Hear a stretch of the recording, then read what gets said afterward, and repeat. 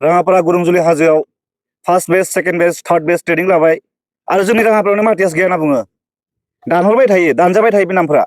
मानो मुंख्लंफोरनिखौथ' मा बुंबावनो, बुङै बुङै खुगाया साजोब्बाय। जोंनि जायगायाव दाबो दङ 2001आव थैनाय बिथां महेश बसुमतारी, सनारुफा सार, बिजय बसुमतारी, हलंगा गयारी, अभिजित बर' आरो बिदि बहुत दङ। भालुकपुंनिफ्राय लानानै राङापारासिम 34 घटुवा दं, तेजपुर दं, गरामारि दं, बेफोराव थैनाय दं। जाहाथे जोंनि फार्स्ट एनडिबिआथ' इयावनो जादोंमोन ना, राङापारायावनो। राङापारा गुरुंजुलि हाजोआव first batch second batch third batch training लाबाय आरो जोंनि राङापारायावनो मार्टियास गैया होनना बुङो। दानहरबाय थायो, दानजाबाय थायो बे नामफोरा।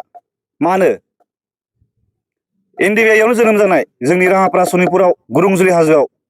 दाबो नोंथांमोना थांनानै नायनो हागोन, जायगा समान जाना दं दाबो। होनबा जोंनि राङापारायाव मार्टियासानो गैयानो। नाम हरबाबो दानना हरो। नै बिथांखौनो हरबाय आङो, खम कालेक्ट खालामना लांबाय थाबाय बिथाङा। हैयो, मा खालामो? ज्राब गारना दोनहैयो नामा? थ' बिथांनि बिदा बिमाफोराथ' गाबहरबाय थायो दाबो। बिनि लोगोआनो जुदि मोनो, अभिजित बर'नि लोगोआ मोनबाय, बे मोनासै। होनबा न' खाथि खाथि मोनाखै मानो?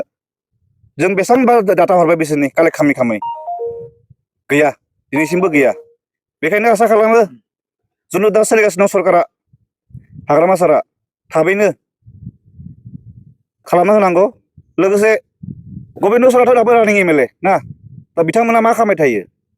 बिथांमोनाथ' मावनांगौ। बड'सा सारमोना गावसोरो एमएलए जाबाय, न' बानायबाय, लोगोफोरखौ गोसोखाङा। बिदिबा बोरै जागोन? जों बेसेबां बुंबाय थानो, बुङै खुगा साजोब्बाय जोंहा।